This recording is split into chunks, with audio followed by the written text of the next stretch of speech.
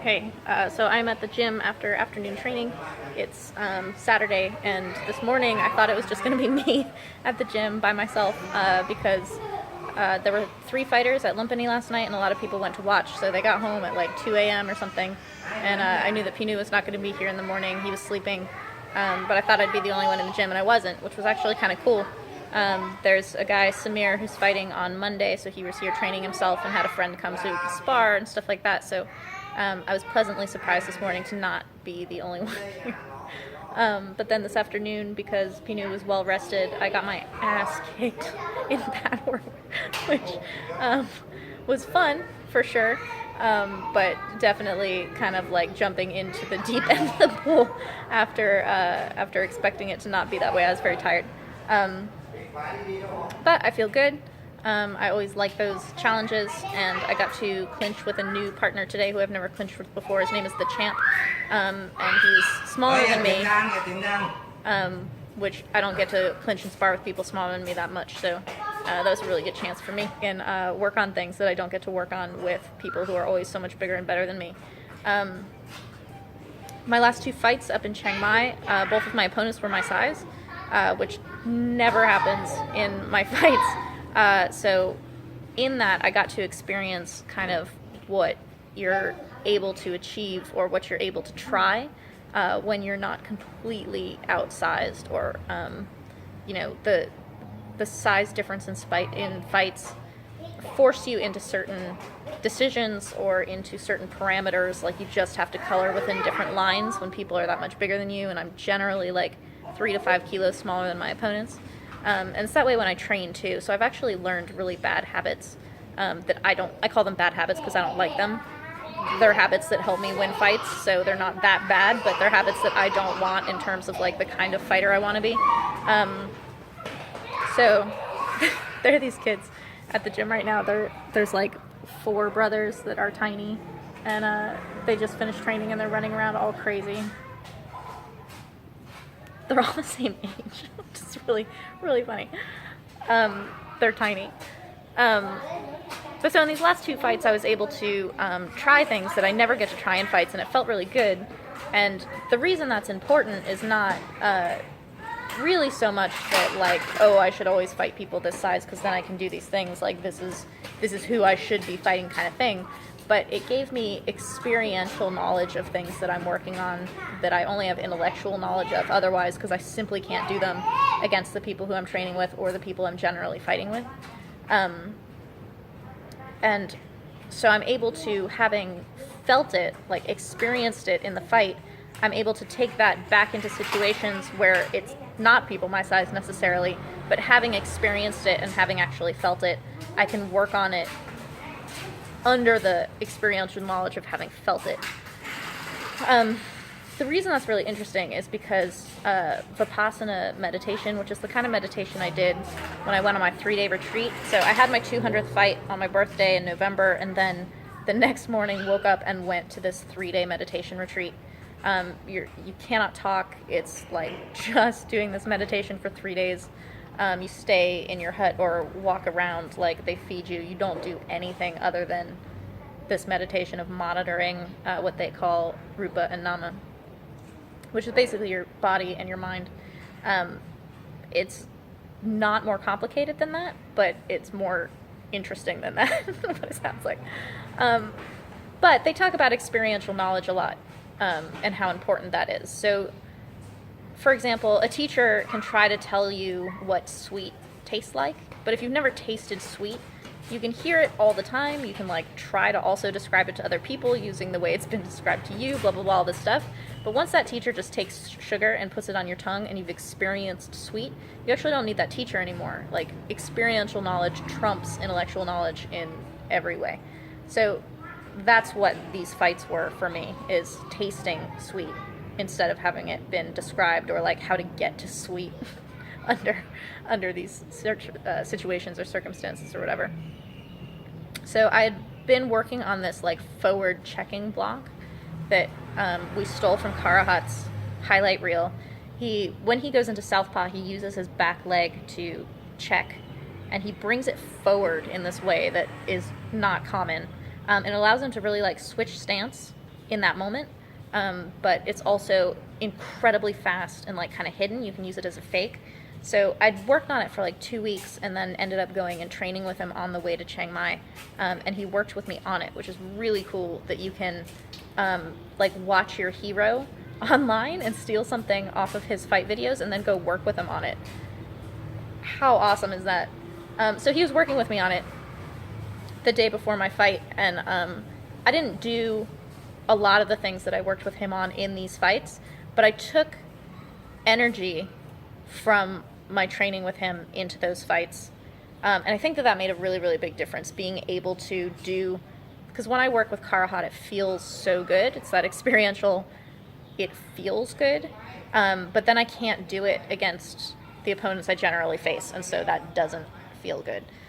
So being able to kind of work on some of those things in a fight situation that feels really good when I'm working with Karahat was really cool, but then it also frustrated me because it's totally not the same, and I should have been able to do it because these opponents weren't that big, and I wasn't able to because I wasn't relaxed. So the big takeaway from that was I've experienced and felt these things that I'm able to do. If I can now relax in that situation because I've felt it, I'll be able to do whatever I want to do. And if you can relax, you can do that against any opponent. So that was that skipping line of logic there. My friend Robin sent me this book, The Inner Game of Tennis, which is like one of the oldest, most cornerstone foundation mental training books. And it's really, really good. It's short, and it's a lot of things that I've discovered on my own in my process, and then just seeing it in a book and having it kind of like re-brought out and phrased. And I'm like, oh, I know that to be true. Again, experiential knowledge. I've experienced all of these things. I've come to this truth through my own process, and so I absolutely know that it's true when I read it in the book. Whereas if sometimes when you read things first and you haven't experienced it yet, you don't know how true it is until it comes back to you years later, and you're like, oh, that's what that was. But I'm so into this process that the Inner Game of Tennis really brings out that I'm thinking about doing like a reading group with my patrons. So we'd read the Inner Game of Tennis like one chapter a week and then meet on some kind of Skype or Google Hangout or Zoom or something where you can like meet and go chapter by chapter and talk about it as like a reading group. And I'm thinking about maybe bringing in this Vipassana book that I'm reading simultaneously, or I read simultaneously with Inner Game, and they totally just go together in this incredible way.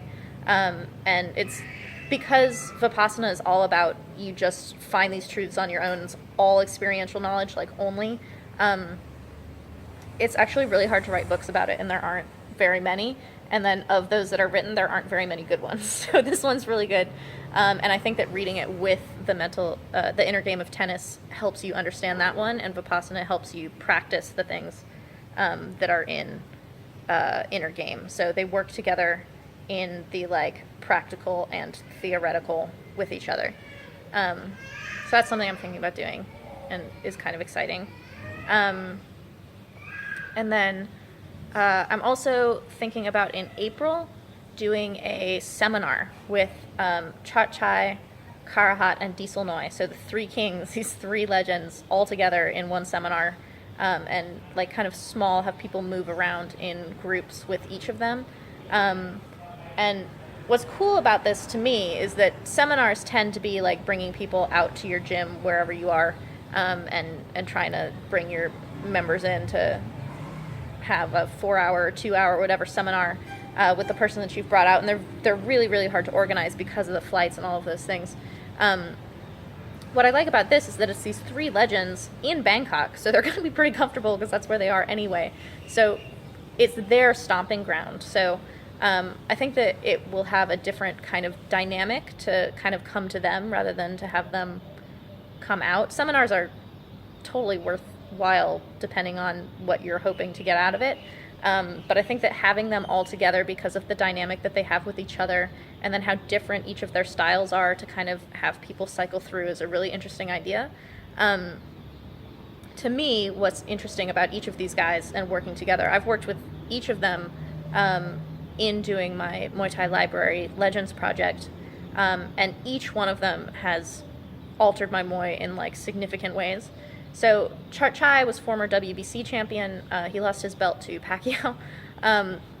His balance and weight transfer is unreal. So he's super, super simple. He's like the footwork expert. So working with him on just absolute balance and the simplicity of like how to get your foundation moving changed my Muay Thai in a really profound, significant way. So to me, that's an amazing seminar in and of itself.